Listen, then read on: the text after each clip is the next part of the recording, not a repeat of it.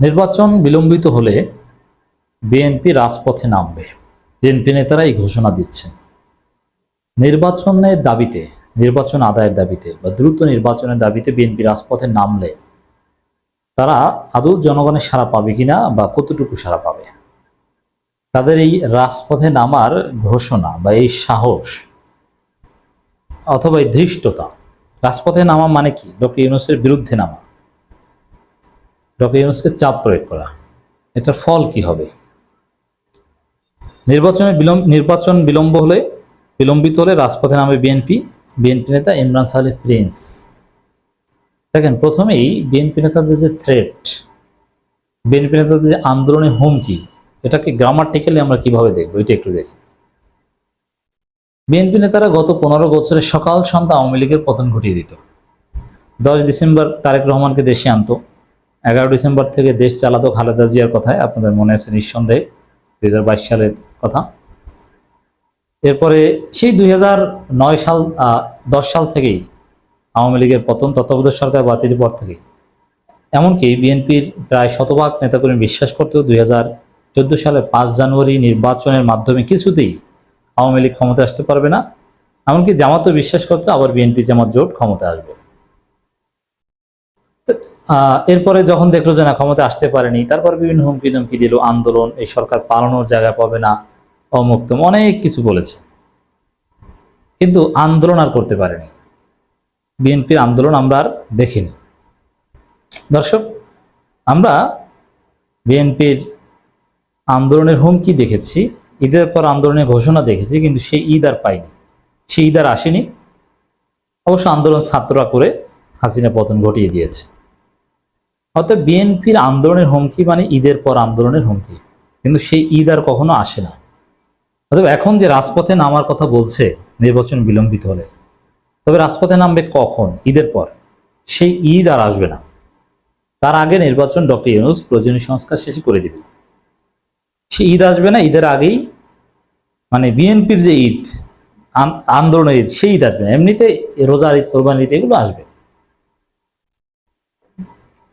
অন্তর্বর্তী সরকারের প্রতি আগামী ডিসেম্বরে নির্বাচন লক্ষ্যে অবিলম্বে রোডম্যাপ ঘোষণা আহ্বান জানিয়ে বিএনপির যুগ্ম মহাসচিব সৈয়দ ইমরান সালেহ প্রিন্স বলেছেন, বিএনপি সরকারকে সমর্থন করেছে, কিন্তু নির্বাচন বিলম্বিত হলেও জনগণ অধৈর্য হয়ে পড়লে আমরা জনগণের সঙ্গে নিয়ে রাজপথে নামতে দিতে পারবো না। আচ্ছা, যদি তারা রাজপথে নামে তাহলে কি হবে? আমার মনে হয় না যে রাজপথে নামার, রাজপথে বলতে এখনই সভা সমাবেশ করা, শ্রমিক দিবসে র্যালি করা, এটা তো রাজপথে নামা না। নির্বাচনের দাবিতে হরতাল অবরোধ করা, মানববন্ধন করাটাকেও সমস্যা মনে করি না, কিন্তু বিক্ষোভ সমাবেশ করা, এবং বিক্ষোভ সমাবেশ করলে সেখানে ইউনূসকে গালি দিতে হবে, মানে এই কাজ যদি করতে চায়, তাহলে আমি বলবো যে বিএনপির পিঠের চামড়া থাকবে না, জনগণ পিঠে একদম পিঠের চামড়া উঠিয়ে দেবে। অতএব বিএনপি কিছুতেই নির্বাচন আদায়ের দাবিতে, দ্রুত নির্বাচনের দাবিতে রাজপথে নামা বলতে যেটা আমরা বুঝি, হরতাল অবরোধ সহ বিক্ষোভ কর্মসূচি দেয়া, এটা পারবে না। সর্বোচ্চ তারা লিফলেট বিতরণ করতে পারবে, এবং সেখানেও ডক্টর ইউনূসকে গালি দিতে পারবে না। অতএব বিএনপি রেড লাইন ক্রস করলে জনগণের পিটানি খাবে বিএনপি। আর বিএনপি জানে যে এটা হবে না, এই কারণে তারা আদৌ রাজপথে নামবে না। এটা জাস্ট কথার কথা, ভয় দেখায়। এই ভয় পর্যন্তই। ইমরান সালেহ প্রিন্স বলেন, একটি দল অহেতুক জাতীয় নির্বাচনে বিলম্বিত করে নির্বাচনের আগে স্থানীয় সরকার নির্বাচন দাবি করছে। যেমন স্থানীয় সরকার নির্বাচনে তো জনগণের আসল নির্বাচন, জনগণের মূল উপকারটা হয়তো স্থানীয় সরকার নির্বাচনে। তো এটা অহেতুক হবে কেন ভাই? এটা অহেতুক কেন বলছেন? স্থানীয় সরকার নির্বাচন জনগণের সাথে সংশ্লিষ্ট বেশি। আপনারা এটা স্বীকার করেন যে আপনার স্থানীয় সরকার নির্বাচনকে ভয় পান, আপনার জনগণের রায়কে ভয় পান, আপনার জাতীয় নির্বাচন কারচুপি করার প্ল্যান করছেন, এই জন্য জাতীয় নির্বাচন চান। এটা হচ্ছে কথা। আর যদি আপনাদের গণতন্ত্রের প্রতি অলয় শ্রদ্ধাবোধ, নির্বাচন আসলেই যেভাবে জিকির করেন ওইভাবে হতো, তাহলে সবার আগে আপনাদের দলীয় কাউন্সিল করতেন, সেখানে নির্বাচনের মাধ্যমে চেয়ারপারসন, মহাসচিব এগুলো নির্বাচন করতেন। তো আপনারা তো দলীয় নির্বাচনই করেন, আপনারা জাতীয় নির্বাচন চান কোন মুখে? এটা একটা বিষয়। আবার স্থানীয় সরকার নির্বাচন চায় না, অ্যালামনাই অ্যাসোসিয়েশন নির্বাচন ককটেল মেরে বানচাল করে দেয়। তাহলে কি চান? এটা স্পষ্ট করেন। তো বিএনপি কি চায় বিএনপি নিজেরাও জানে না। আর এই যে একটি দল হয়তো জাতীয় নির্বাচনকে বিলম্বিত করতে, নির্বাচনের আগে স্থানীয় সরকার নির্বাচন দাবি, এই একটি দল কারা? এই একটি দল বলতে বিএনপি এনসিপি কে বোঝাচ্ছে বলে আমরা মনে করি। তিনি আরো বলেন তারা বিএনপির ছত্রছায়া রাজনীতি, বিএনপি এনসিপি এবং জামাতকে বোঝাচ্ছে। আর এখানে ইমরান সাহেব প্রিন্স জামাতকে মিন করেছেন, তার প্রমাণ তিনি আরো বলেন যে তারা বিএনপির ছত্রছায়া রাজনীতি করলো, এখন বিএনপিকে ল্যাং মারতে ষষ্ঠ।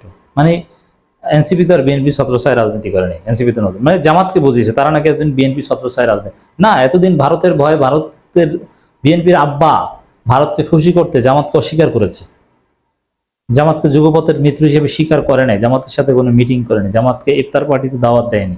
হাসিনার আমলের কথা বুঝি, কেন? তাদের আব্বা ভারত অখুশি হবে এজন্য। আমরা জানি না এগুলো? এ সময় হুঁশিয়ারি উচ্চারণ করে বিএনপির যুগ্ম মহাসচিব বলেন, জনগণ স্থানীয় সরকার নির্বাচনের জন্য 15 বছর আন্দোলন বা জুলাই আগস্টে রক্ত দেয়নি। বিএনপিকে ল্যাং মারতে গিয়ে গণতন্ত্রকে ক্ষতি করলে জনগণ, এখানে বিএনপিকে ল্যাং মারার তো কিছু নেই ভাই। এখানে বিএনপির কথা না চললেই কি বিএনপিতে ল্যাং মারে? জনগণ, আপনি গণভোট দেন, জনগণ স্থানীয় সরকার নির্বাচন চায়, জাতীয় নির্বাচন সংস্কার আগে চায় না। তো জামাত জনগণের পক্ষে কথা বলবে না, বলবে কি আপনাদের পক্ষে? আর আপনাদের সাথে জোট করে জামাতের ক্ষতি হয়েছে, জামাতের নেতারা শহীদ হতো না বিএনপির সাথে জোট না থাকলে, আমি বিশ্বাস করি। 2006 সাল 28 অক্টোবরে বিএনপি গাদ্দারি করেছে, তারপরের ইতিহাস বিএনপি জামাতের সাথে সম্পর্কের, জামাতের সাথে গাদ্দারি করে। অবশ্য খালেদা জিয়া চাইতেন সবসময় জামাতের সাথে সুসম্পর্ক রাখতে, কিন্তু ভারতের কারণে খালেদা জিয়া পারেননি। তিনি বলেন বিএনপি শ্রমিক ও কৃষক বান্ধব রাজনীতি, এইসব ফাও কথা। জিয়াউর রহমানের কথা বলছেন, নানান কথা বলছেন। যাই হোক দর্শক, বিএনপি নির্বাচন দাবিতে রাজপথে নামলে মায়ের কত প্রকার ও কি কি, এটা তখন তারা বুঝতে পারবে। এই জন্য বিএনপি রাজপথে নামবেই না, যা শুনছেন এটা চাপাবাজি।